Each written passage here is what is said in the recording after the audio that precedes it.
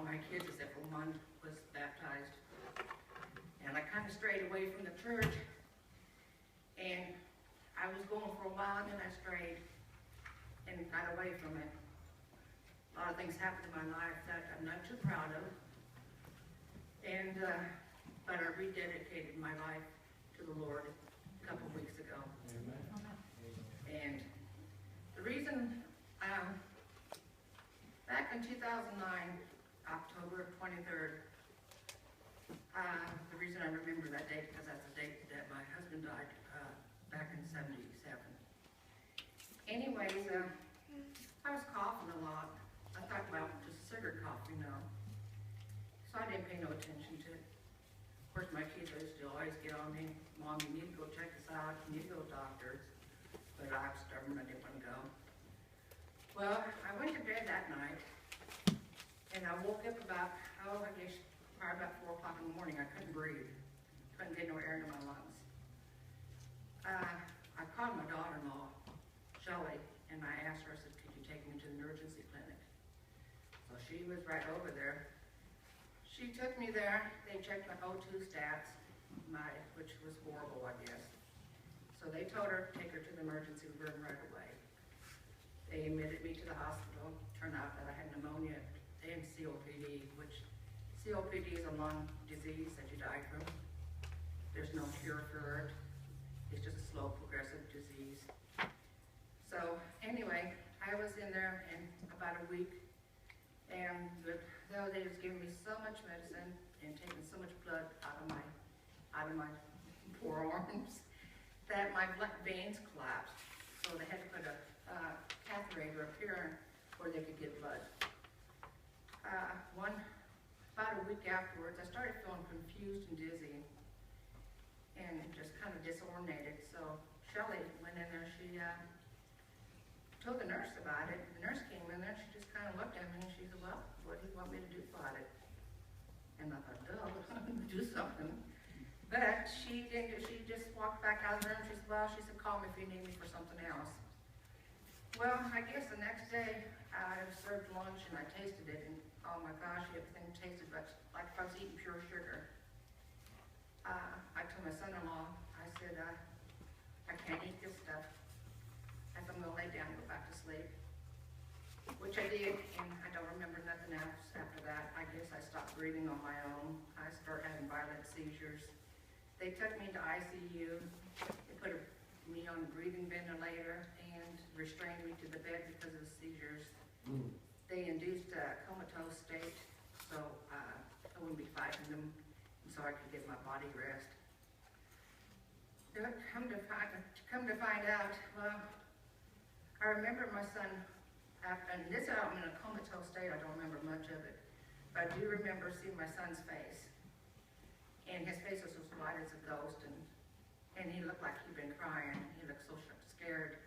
I wanted to comfort him, but I couldn't. I was in that state, so all of a sudden I went back to sleep. I remember hearing my granddaughter, Christina. She came up here from Houston, Texas, to see me. I guess what had happened is that I had Dr. BJ, which was a chemistry specialist. They told them that the doctors had over-medicated me. They wasn't watching my sodium intake and my fluid intake, and that's why I went into seizures. And they said they could bring it up slowly or they could bring it up fast. If they bring it up fast, it would cause me brain damage. If they bring it up slowly, well, they tried to do that. But she said, told my daughter, she said, basically, she says, nothing we can do for her. It's between her and God whether she lives now or not. Well, yes, you can see God had a purpose for me. He gave me the second chance. He said, I'm not through with her yet. She's gonna serve me more. Amen. And I've gotten so close to God. I've even dreamed. I had dreams. I had a dream one night, and this was about 2013, which was about 4 years after my in the hospital.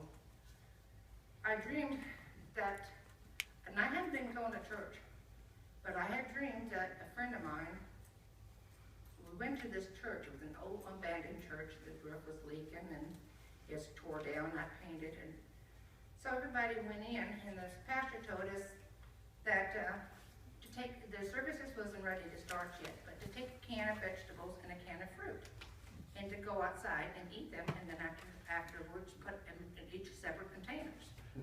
I didn't know exactly what it meant, but so we did. Everybody went in. Of course, I was the last one to come in, and as I was walking to the inside of the church, I heard this voice out of nowhere. It was a very strong voice, but yet gentle and soft. And I heard him say, "Do you trust me?" And I said, and I knew in my heart right then and there was God. And I said, "Yes, I trust you." And he told me to take a message and give it to the church. Tell the pastor, tell all the people that was in the church his message. Well, I did, and nobody believed me.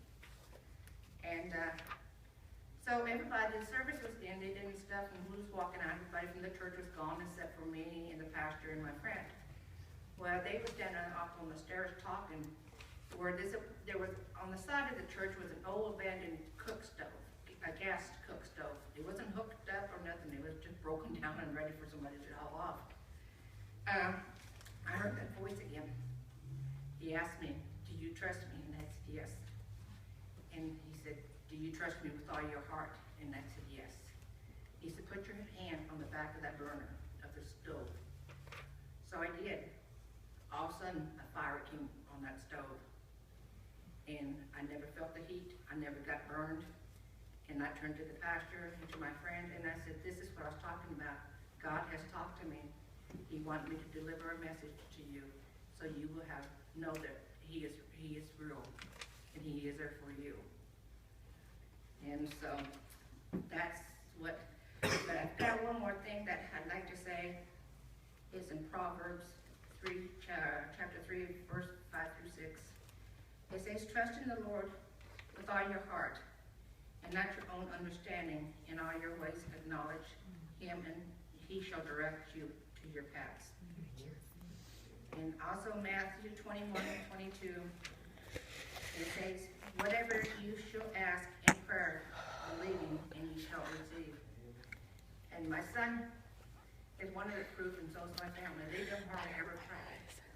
But my son, that day when I was in the hospital, he went home, he kneeled down on beside his bed, him and my granddaughter, and they prayed. Amen. And their prayers was answered. Yeah. God